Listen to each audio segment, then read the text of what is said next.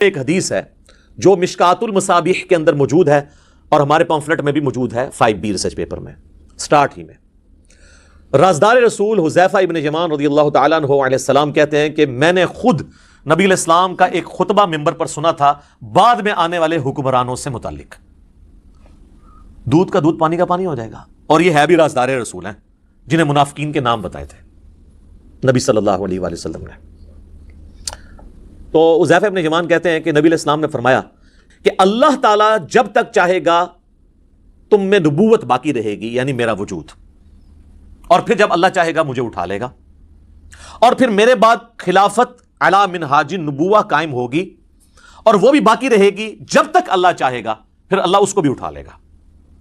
اس کے بعد ملکن عاضن، ڈاکٹر سرار صاحب یوں کیا کرتے تھے، کاٹ کھانے والی ملوکیت، فریڈم آف ایکسپریشن کو غصب کرنے والی، مخالفین کو کاٹنے والی، وہ قائم ہو جائے گی. اور پھر اللہ تعالیٰ جب تک چاہے گا وہ رہے گی. ظاہر ہے فرعون، نمرود، ان سب لوگوں کو بھی حکومتیں جو ہیں وہ اللہ نہیں دی ہیں نا آزمائش کے لیے. پھر اللہ تعالیٰ اسے بھی اٹھا لے گا. پھر جابر حکمرانوں کا دور شروع ہو جائے گا. پھر اللہ تعالیٰ جب تک چاہے گا وہ رہے گا، پھر اس کو بھی اٹھا لے گا، اور پھر ایک دفعہ دوبارہ سے خلافت علی منہاج النبوہ قائم ہوگی، یعنی امام محمد بن عبداللہ المہدی رحمہ اللہ تعالی اور رضی اللہ تعالیٰ عنہ علیہ السلام کی خلافت. ایک تفسیر اس کی بھی کی گئی ہے یہ والی، اور ایک تفسیر اس حدیث کے راوی کا فہم یہ ہے کہ انہوں نے یہ حدیث لکھ کے حضرت عمر بن عبدالعزیز کو بھیجی اور کہا کہ یہ جو کاٹ کھانے والی ملوکیت اور جابر حکمرانوں کے بعد آپ کی دوبارہ خلافت آئی ہے، تو مجھے لگتا ہے یہ آپ کی پیش گوئی تھی جس پہ عمر بن عبدالعزیز بڑے خوش ہوئے. تو اگر یہ بھی مان لیا جائے تو پھر بھی بنو امیہ نہیں بچتی، وہ ساروں کو پچھلوں کو پچھلا رگڑا لگا دیا نا.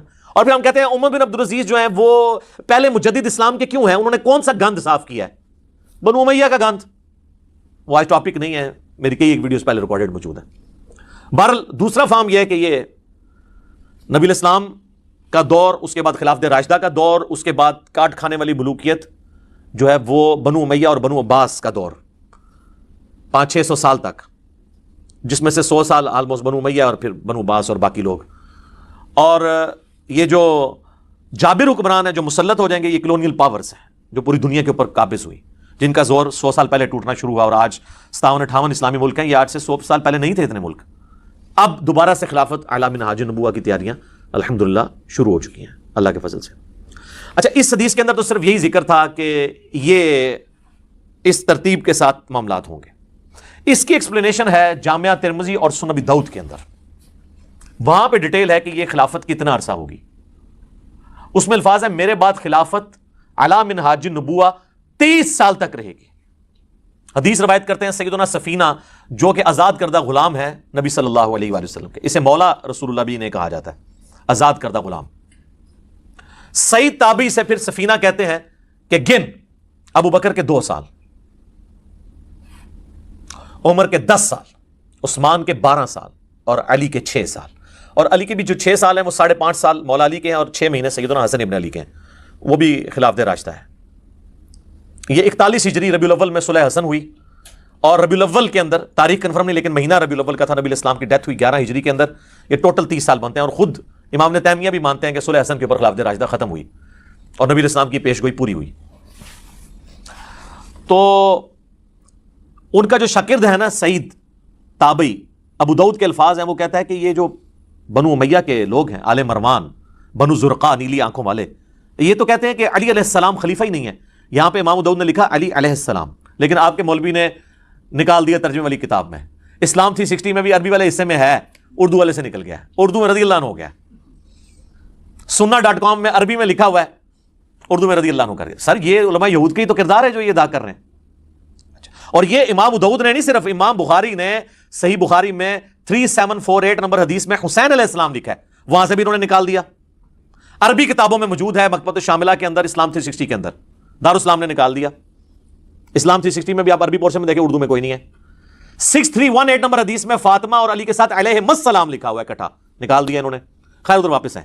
امام ابو داؤد نقل کرتے ہیں کہ جب سعید تابعی نے کہا نا کہ یہ تو بنو امیہ علی علیہ السلام کو خلیفہ ہی نہیں مانتے، چلیں اس سے یہ بھی ایک جو انہوں نے ڈھونگ رچایا تھا نا کہ جی وہ تو خلیفہ مانتے تھے، صرف وہ قصاص عثمان کی بات کرتے تھے. یہ تو تابعی خود بتا رہا ہے کہ بنو امیہ تو حضرت علی کو خلیفہ ہی نہیں مانتے تھے.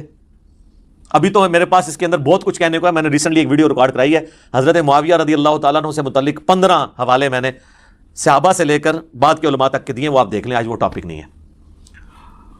تو حضرت سفینہ کو غصہ آتا ہے, وہ کہتے ہیں کہ یہ بنو زرقا کی پیٹھ سے جھوٹ نکلا ہے جہاں سے یہ ہوا خارج کرتے ہیں.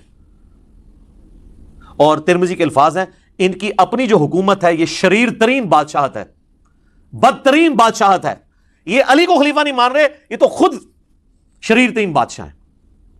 اچھا, اب حضرت سفینہ جو ہے نا یہ فوت ہوئے ہیں 74 ہجری کے اندر, واقعہ کربلا ہوا ہے 61 ہجری میں.